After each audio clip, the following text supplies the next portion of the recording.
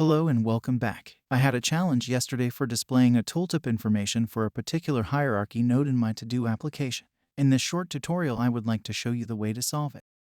My goal was to display the number of remaining days as a tooltip for a certain to-do entry, which has a defined end date, as well as an additional color highlighting to give the visual a little life. As we can see here in the example, only the icon description is displayed by default when hovering, which of course won't win any beauty prizes and can confuse the end user. Now how the hell can I display a tooltip description that I have defined, as seen here in my example?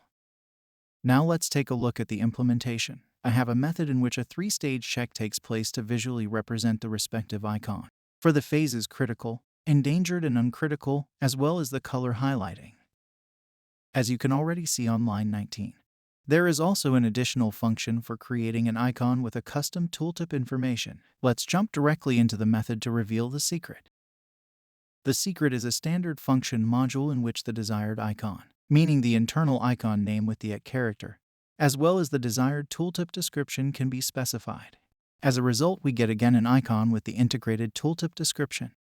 Important: the return parameter must not allow less characters than the icon key. The tooltip description plus additional 3 characters for the internal formatting of the icon together. In my case, the return parameter has a maximum of 46 characters. Which means the description must not have more than 39 characters. If this is the case, exception 2 is triggered and the icon will not be created. And that is all the magic.